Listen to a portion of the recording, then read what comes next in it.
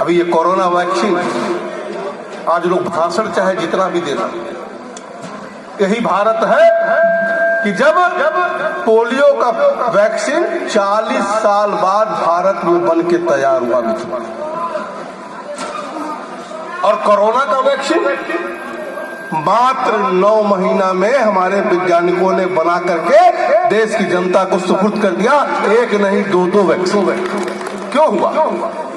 क्योंकि मोदी जी ने उन अपने वैज्ञानिकों को पूरा सुविधा दिया, पूरा सहयोग किया, और हमारे देश में आज भी ऐसे ऐसे लोग वैज्ञानिक पड़े हैं जो दुनिया में जब भी बना वैक्सीन, भारत में 9 महीने के अंदर वैक्सीन बना करके तैयार कर। और कल्पना करिए आप कि अगर भारत का अपना वैक्सीन नहीं होता और हमें बाहर फैला करके विदेश से वैक्सीन मंगाना पड़ता, और जिस प्रकार से ओमिक्रॉन का समस्या फिर सामने आने वाली है, केवल एक संतोष है कि भारत में 130 करोड़ से ज्यादा वैक्सीनेशन हो चुका है। तो आप सोचो कि देश की स्थिति क्या होगी अगर हमको मांग करके वैक्सीन लगाना होता, तो हम कहां तक पहुंच पाते। तो आज कहीं ना कहीं मोदी जी की देन है, हमारे देश के साइंटिस्टों का देन है कि आज हम उस समस्या से कम मुक्ति पा गए हैं, कुछ निश्चिंतता हमारे अंदर है। लेकिन अभी कोविड खत्म नहीं हुआ है, कम हुआ है, खत्म नहीं हुआ है। अभी नया जो आ रहा है ओमिक्रॉन, अभी उसका सही आकलन मूल्यांकन नहीं हो पाया है। लेकिन अनुमान है कि जिस प्रकार से हम लोगों ने पहले लड़ाई लड़ करके जीती है, और लड़ाई लड़ने में जब नेता लोग आएंगे आपके बीच में पूछना कि जब भैया कोरोना आया था तो आप कहाँ थे। जो हमारे प्रवासी भारतीय बाहर से आ रहे थे, उनकी सेवा किसने किया। मैं धन्यवाद दूंगा भारतीय जनता पार्टी के कार्यकर्ताओं को और अपने राष्ट्रीय अध्यक्ष नड्डा जी को, जिन्होंने आह्वान किया कि हमारा एक एक कार्यकर्ता जो प्रवासी भारतीय आ रहा है, जो मरीज है, उसका सेवा करेगा। और भारत के सभी भारतीय जनता पार्टी के कार्यकर्ताओं ने जान हथेली पे लेकर एक एक व्यक्ति की सेवा करने का काम किया था। जब बाढ़ आया था ये कहाँ थे, या पूछिएगा।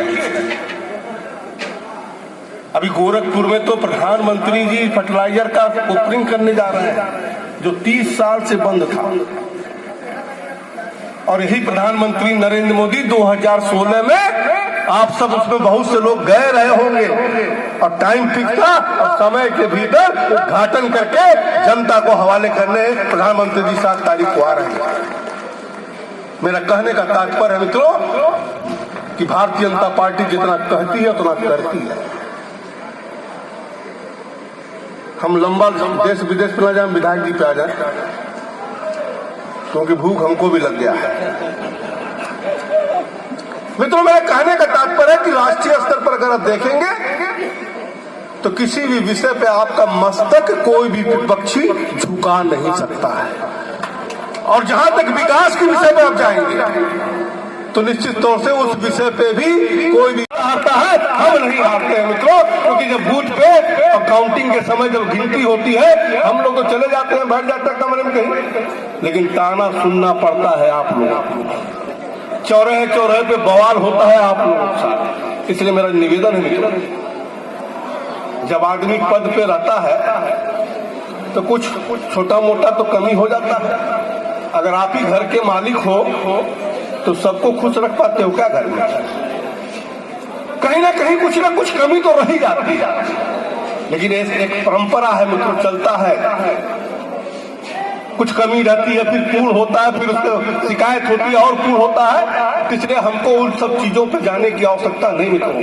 अगर दिल्ली में मोदी जी की सरकार चाहते हैं 2024 में, उसका रास्ता कहीं ना कहीं उत्तर प्रदेश से हो करके ही जाता है, और खास तौर से पूर्वी उत्तर प्रदेश से हो करके जाता है। इसलिए 2022 में हम सबको फिर से कहीं ना कहीं एक संकल्प लेना पड़ेगा, और भारतीय जनता पार्टी का कार्यकर्ता ही संकल्प लेगा, तभी 2022 में फिर से भारतीय जनता पार्टी की सरकार बनेगी।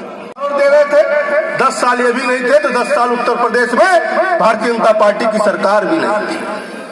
अगर 10 साल का तुलना इस 5 साल में उत्तर प्रदेश और 7.5 साल में दिल्ली की तुलना करेंगे तो आपको अंतर साफ साफ नजर आएगा।